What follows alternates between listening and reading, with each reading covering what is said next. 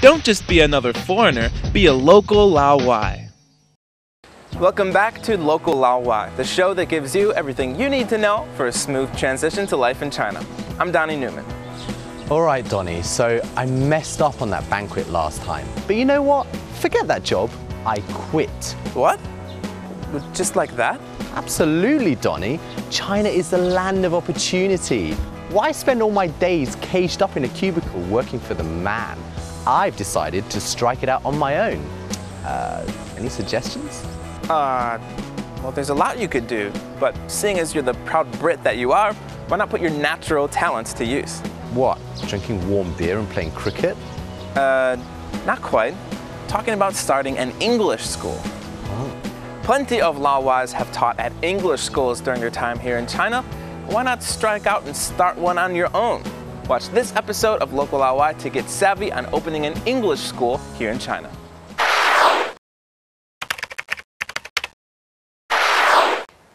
Foreigners have 3 options registering a business in China with different requirements. Let's take a look at them.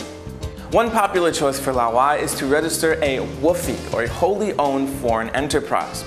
With a WFI, you'll be the boss. The entire company will be under your control. However, the capital requirement is quite high. You'll need at least 100,000 renminbi in the bank in order to start a WFI. I've heard this can take between 6 to 12 months to complete. And I'm not exactly flush with cash at the moment. Other options? You only have 2 more options to choose from. You can either register as a joint venture or a domestic company. Now with a joint venture, you'll need to have a Chinese partner who will own a majority stake in the company.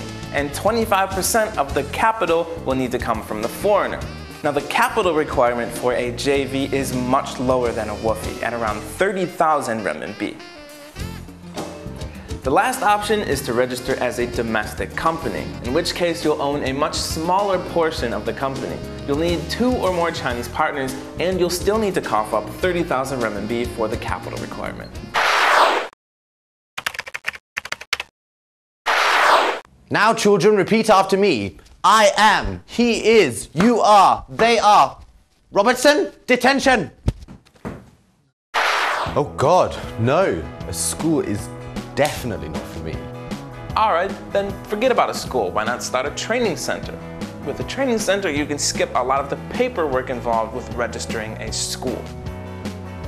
You'll first need to register your training center with the appropriate government departments. And if you want to hire foreign teachers, you'll need an SAFEA license and 1 year of operation under your belt.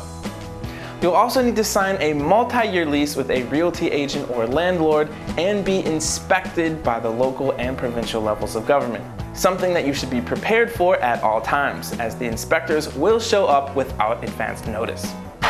Hey Donny, what do you think about opening a school in the Forbidden City? It's like prime real estate. All the kids are going to want to go there.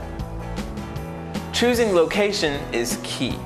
Good property space does not come cheap in China, so you're definitely going to want to find an area with a large concentration of families and schools. Also, it'll take time to get students. Sometimes it'll take even 3 years to get back into the black. So you're going to need to be patient in order to reap the rewards of your efforts.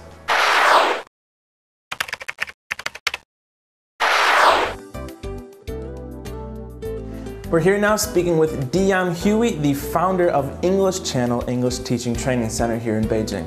Dion, thank you so much for coming on the show. Thank you for having us.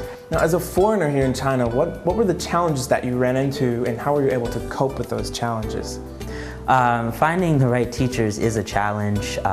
In this industry, it's very well known that there will be a lot of students teaching classes. But we've found different ways to deal with it and find highly qualified teachers, people that are real professionals. Were there a lot of regulations you had to deal with in opening up the training center, and how were you able to cope with them? One of the biggest challenges that we had was registering our name and also our logo, as far as by dealing with the government. Any other advice for people thinking about starting an English training center in China? One of the things we found is the parents or the market here, they prefer packaging, if you will.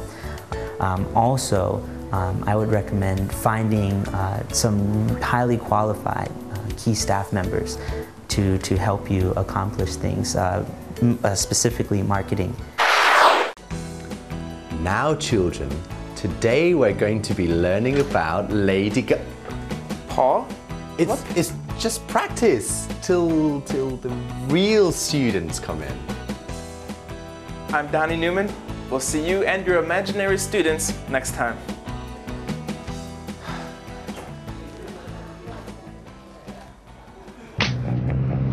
Tune in next time when we show you how to start an internet company here in China. In the meantime, be sure to keep sending in your questions at Local Laowai at bon.tv. I'm Donny Newman, and we'll see you next time.